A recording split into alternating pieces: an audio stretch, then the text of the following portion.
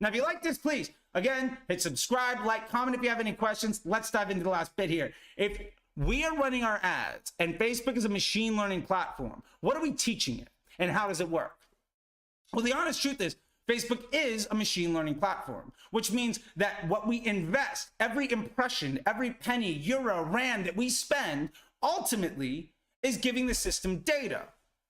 And that data is what makes all of the decisions for us. Facebook looks at what's happened and then tries to find other ways of repeating that or making it better for the end user. And that's the biggest thing here. Facebook isn't aligned against you.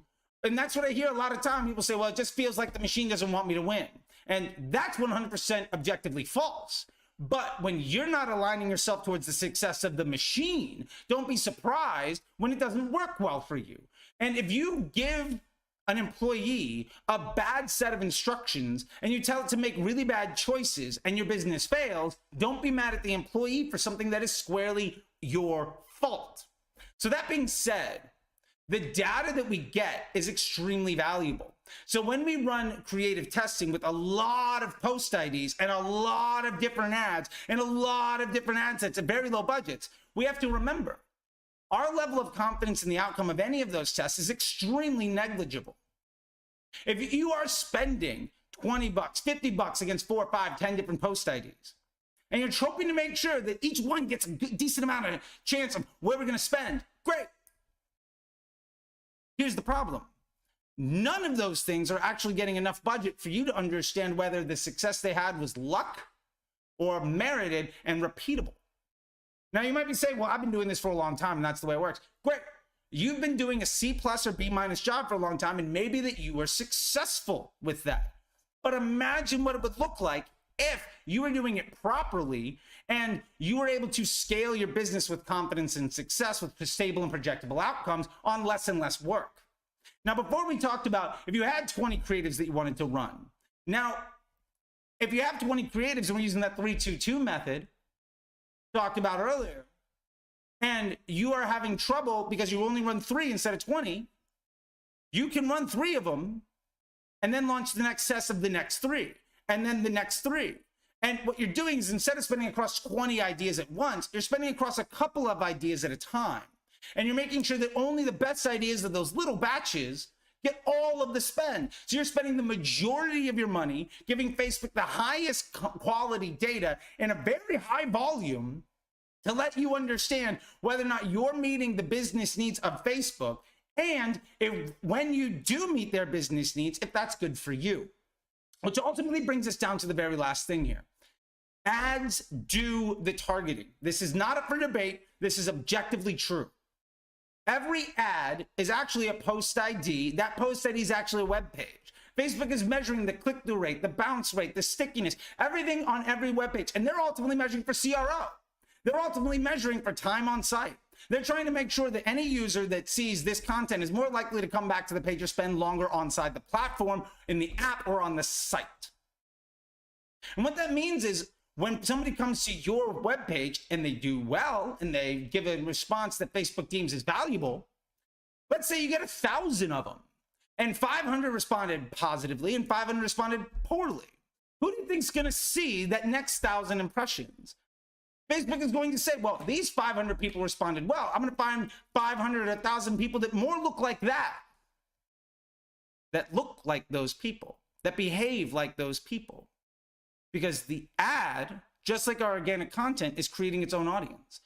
Every ad makes its own lookalike audience of people that respond positively to it. Now, when you use a targeting audience, a lookalike or an interest group or something like that, what you're doing is saying, I want you to force my ads onto this audience. And you're saying, regardless of who actually wants to see it, regardless of where this ad might actually be delivering a good result, regardless of where I'm going to actually be a good business partner to Facebook and I'm going to get projectable and desirable and scalable outcomes with high confidence, I want you instead to go focus your ads on this spot. And I'm going to pay more money to do that, which ultimately, again, makes your advertiser score worse because the majority of that budget is going towards people that probably don't want to see your ad. What is the overlap of the ad's own lookalike audience and the audience that you've chosen? What happens when you place 3 or 4 of those ads inside of one ad set? Now there's a Venn diagram of where all of those ads want to go. And what is the overlap of that and the audience that you've picked? Is that audience large enough for you to scale? And what I hear most often, people say, well, my lookalike is doing them my broad, so I'm just going to run lookalike. Yeah, it will, because it's only a small section. And when you use it in tandem with broad, that's great. But remember, what you're doing is you're ultimately saying, here's an existing set of data, and I want to only focus my ads on the people who, based on existing sets of data, are likely to respond well, regardless of who my ads are actually being one to shown to.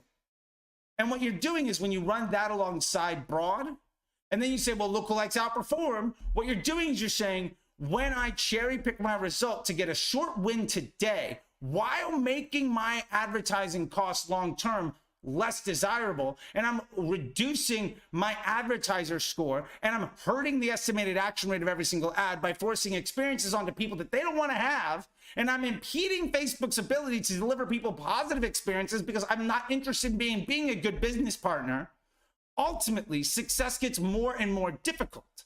And yes, that means broad won't be as efficient as the lookalike because you're investing more and more money into ultimately cannibalizing the success that you deserve. But if you turned off the retargeting, if you turned off the lookalikes, if you ran creative testing with dynamic creative at broad and only escalated the ads that won, you wouldn't need that lookalike anymore. Because remember, the ads have a lookalike audience. Every ad makes its own audience. And if you scale against only the audience that the ads actually want to appeal to, and you're constantly making better ads that ultimately give you a better desired outcome that's stable and projectable, you can scale your business with extreme confidence, much lower workload, so that you see more success and less stress. Ultimately, that's how you're supposed to do creative testing. At the end of the day, there are a million ways of doing the job, and you can succeed doing the job wrong. But there is an objective truth in how the machine works. There are objective facts, inarguable, on tools designed to help you be better aligned with Facebook. It's your choice whether or not you want to reject how the machine works, to disrespect the end user, and work much harder and then struggle, or if you want to give up a losing battle that ultimately you will lose, and in favor, line yourself up with how the system actually works so that you can be more and more successful moving forward. And that's really the choice that you have. Would you rather do things wrong, but it means you have to work harder and harder, and maybe you can get away with it because your business is so good, or your definition of success isn't actually growth in the business? Or would you say, I don't care what it used to look like, I'm willing to do better and better, scale the growth of my business, the growth of my client, while making myself have to work less and less and give myself greater and greater confidence and eliminate all of this noise and instability and lack of consistency in my advertising? That's a choice you can make.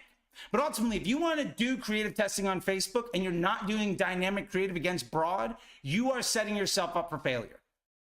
That is, again, an objective truth, backed by every single data point that we've talked about, and backed up by the engineering and product team. And believe me, I know, I was there at the development of a lot of these tools, and I spent hundreds of millions of dollars trying to prove one way or the other as being right. And every single time that you lean into the machine, you're going to be more successful than trying to cheat it and work harder and harder. You have the choice. Do you want to work and do a good job and ultimately make the outcome of your work better and better so that it's easier and easier to be more and more successful? Or do you want to be right and be smart and ultimately go out of business? Facebook is fun. YouTube is great.